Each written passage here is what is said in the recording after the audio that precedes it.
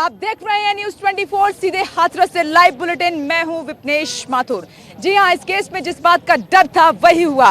हम बेटी के इंसाफ की लड़ाई लड़ रहे थे, लेकिन इसमें सियासत की एंट्री हो गई और जब सियासत की एंट्री हुई तो हाथरस की ये जमीन जो है ये गांव सियासी अखाड़ा बन गया। खादी एक तरफ थी और खाकी एक तरफ थी और जब दोनों आमने सामने हुए तो यहाँ पर जोरदार प्रदर्शन हुआ, लाठी डंडे हुए, मारपीट हुई, हंगामा हुआ और यहाँ का माहौल एकदम गर्मा गया। दरअसल पुलिस की तरफ से धारा 144 लगाई गई थी ताकि माहौल खराब ना हो, लेकिन कुछ सीमित संख्या में नेताओं के आने जाने की अनुमति थी, लेकिन नेताओं के साथ लंबा काफिला आया, उसको संभालने के लिए पुलिस को बल का प्रयोग करना पड़ा। आपको सबसे पहले वो तस्वीर दिखाते हैं प्रदर्शन की, जिस तरीके से एकदम से माहौल यहाँ का खराब हुआ। उसके बाद आपको जो आरोपी पक्ष हैं उनके लिए महापंचायत हुई उसके बारे में बताऊंगी। देखिए।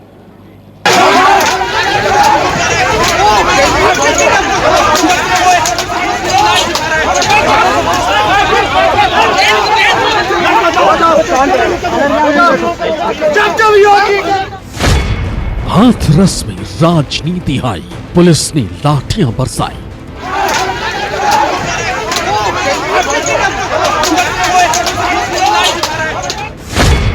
खाकी से हुआ टकराव, बवाल में किसने किया पथराव।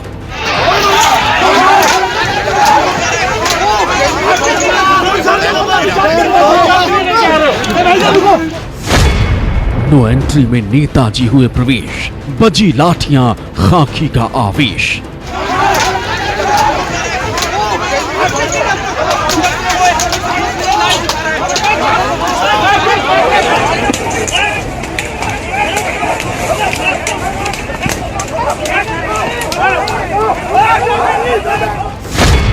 पीड़ित के ये कैसे हमदर्द, सांत्वना के नाम पर हुड़दंग।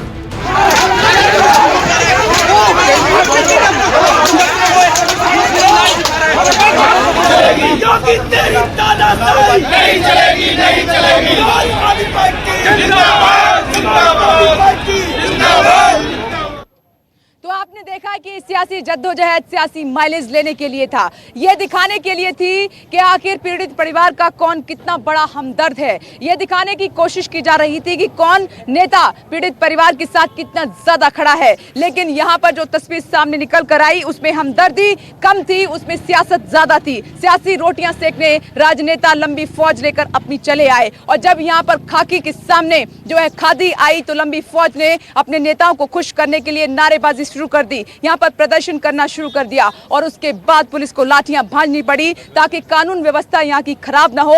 ये सबको ध्यान में रखते हुए यहाँ की तस्वीर कैसे उभर कर सामने आई हाथरस की जमीन से, वो आपको दिखाते हैं। देखिए ग्राउंड जीरो से ये रिपोर्ट।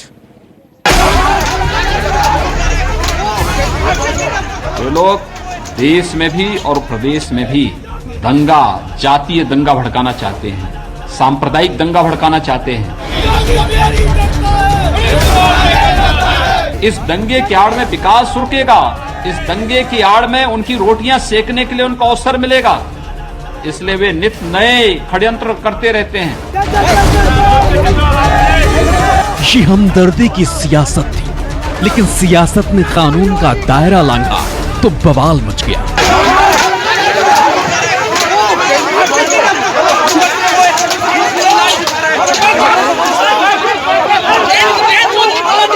खाकी का सब्र टूटा और फिर हर तरफ लाठियां बरसने लगी।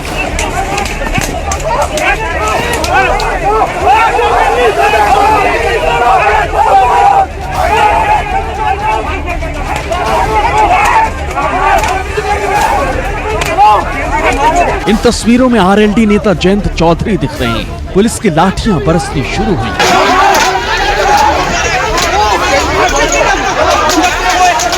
तो आरएलडी कार्यकर्ता ढाल बनकर अपने नेता और लाठी के बीच आ गए।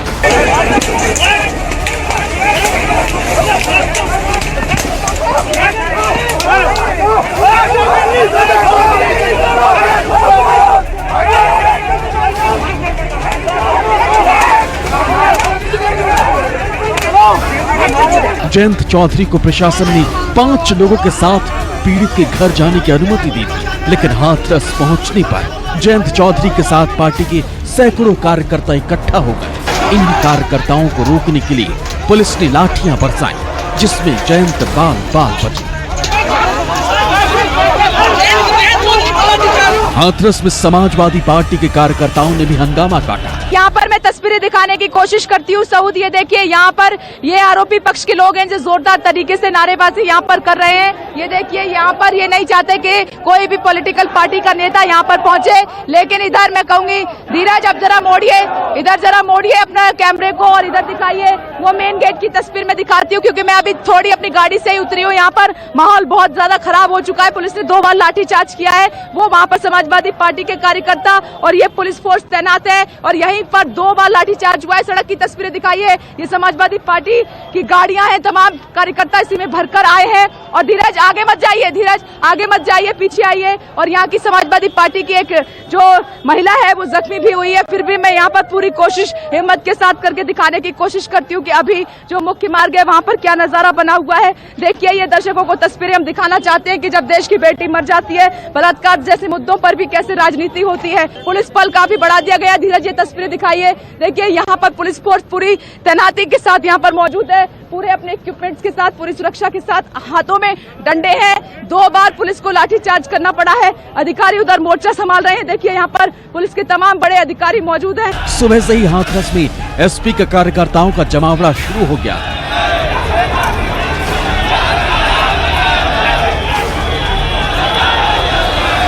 दोपहर होते होते कार्यकर्ताओं का प्रदर्शन उग्र होने लगा और आखिरकार उन्होंने पुलिस की बैरिकेडिंग तोड़ दी। बस इसी के बाद खाकी का सब्र जवाब दे गया।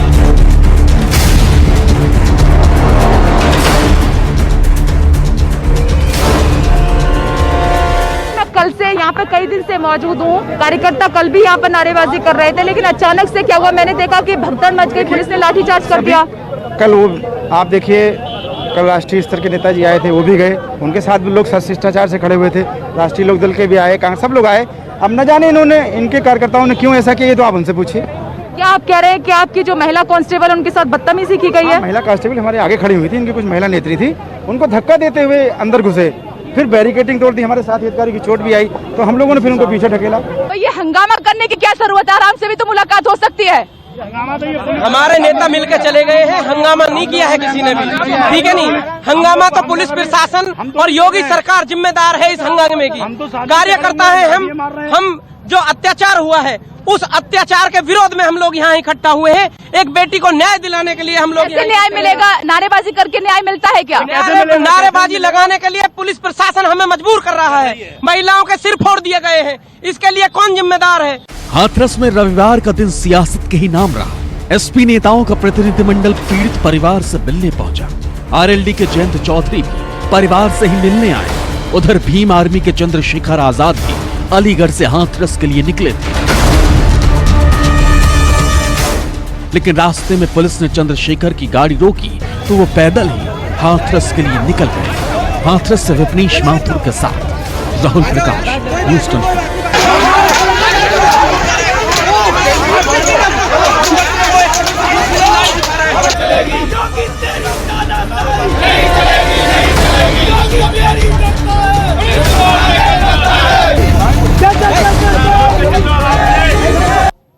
पूरा हिंदुस्तान हाथरस की इस बेटी के साथ खड़ा हुआ है। न्यूज़ 24 भी साथ खड़ा हुआ है। बड़ी मुहिम लगातार जारी है और ये तब तक हमारी लड़ाई चलती रहेगी जब तक बेटी को इंसाफ नहीं मिल जाता। लेकिन दूसरी तरफ जो तस्वीर सामने निकल कर आ रही हैं वो हैरान करती हैं, परेशान करती हैं। एक तरफ पीड़ित परिवार का दर्द है तो दूसरी तरफ आरोपी पक्ष है। उनके लिए आज महापंचायत बुलाई गई थी और उसमें यही बात की गई कि बेटी के साथ पूरा हिंदुस्तान खड़ा है, लेकिन जो सच है वो सामने आना चाहिए, दोनों तरफ की सुननी चाहिए। आज महापंचायत में क्या की ग्राउंड जीरो से रिपोर्ट आपको दिखाते हैं, देखिए।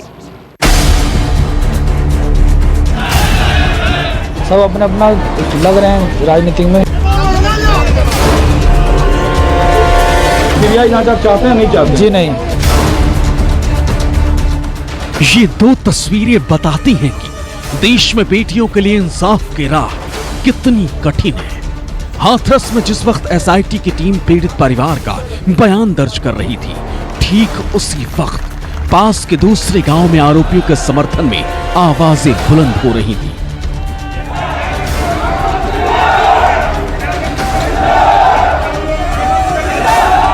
हाथरस के अंदर हूं मैं, जिस गांव में उस बेटी को इंसाफ दिलाने की बात हम कर रहे थे। लेकिन अब एक समाज, एक वर्ग और खासकर अगर हम बात करें, पूर्व विधायक हैं राजवीर सिंह पहलवान जी, ये जो भीड़ आप देख रहे हैं, ये कह रहे हैं कि ये बधाई देने आए हैं कि सीबीआई की जांच होगी, अब सच्चाई सामने आएगी। सच्चाई की बात हम भी कर रहे हैं, क्या हुआ था और क्या हो गया है और अब जो होगा वो देखना है।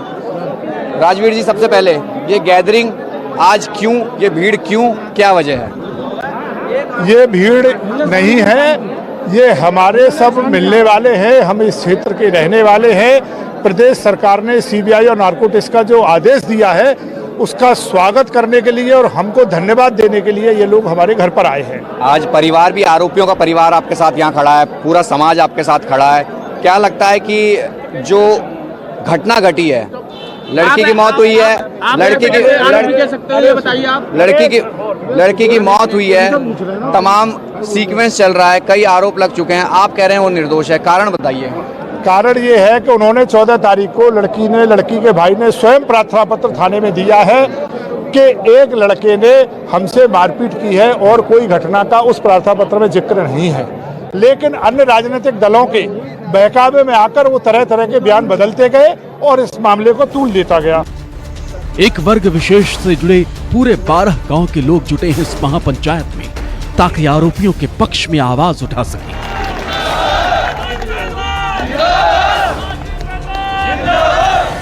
दलील इंसाफ की है, लेकिन सवाल है कि इंसाफ किसके लिए? जिसने गुनाह किया या फिर वो जो गुनाह का शिकार हुआ? मौत तो हुई है? मौत की सच्चाई जानने के लिए तो सीबीआई जांच का आदेश ही हुआ। रेप नहीं है? रेप नहीं है।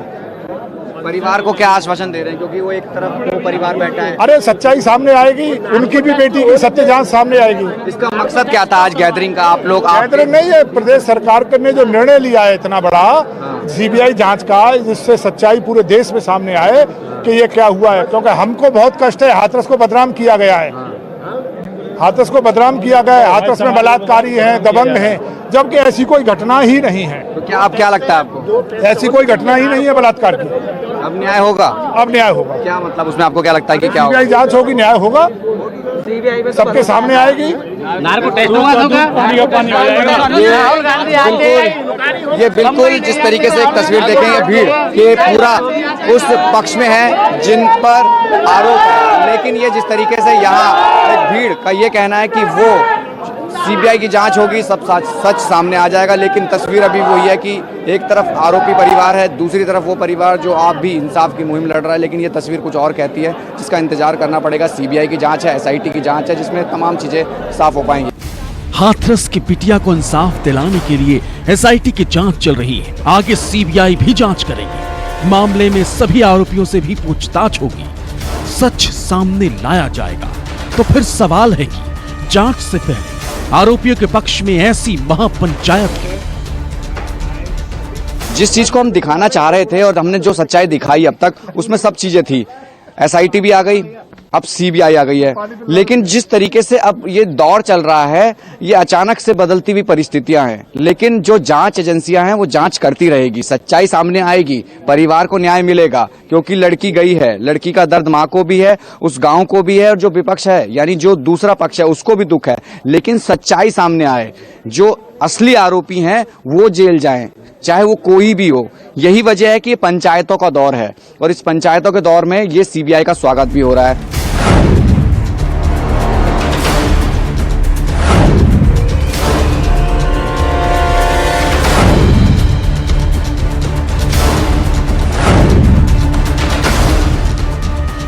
हाथरस मामले में पुलिस ने कुल 4 नामजद आरोपियों को गिरफ्तार किया है और पूरी पंचायत इन्हीं चारों आरोपियों के समर्थन में है।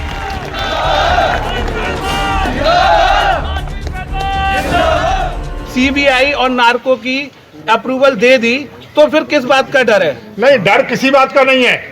उसी के स्वागत के लिए तो यह कार्यक्रम है। आप उसका स्वागत करते हैं? बिल्कुल स्वागत करते हैं। और पीड़िता के पक्ष का कहना है कि हम नार्को नहीं कराएंगे। पीड़िता का पक्ष अगर नार्को नहीं कराएगा तो उससे क्या सिद्ध होता है? खोट है। हाथरस के जिस दलित परिवार ने अपनी बेटी को खोया, वो बार बार इंसाफ की गुहार लगा रहा है। लेकिन जिस तरह से मामले में पक्ष और विपक्ष की जातीय चिंगारी उठने लगी है, उससे पीड़ित परिवार अभी से सहम उठा है। हम ये कह रहे हैं कि कोई भी जांच हो जिससे कि सत्य बाहर आ सके। सीबीआई जाए, कल को वो नार्को टेस्ट नहीं चाहते थे, सीबीआई जांच के आदेश दिए, तो अब सीबीआई जांच नहीं चाहिए, अब न्यायिक जांच चाहिए।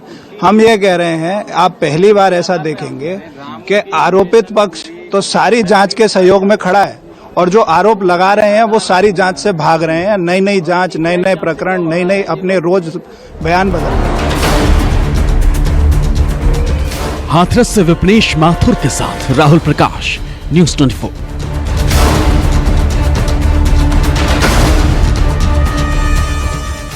नमस्कार, मैं हूं मानक गुप्ता। अगर आपको हमारा ये वीडियो पसंद आया हो तो इसे लाइक और शेयर जरूर करें और हाँ, हमें सब्सक्राइब और फॉलो करना ना भूलें ताकि आप देश और दुनिया की कोई खबर मिस ना करें। तो जुड़े रहिए हमारे साथ और देखते रहिए न्यूज़ 24।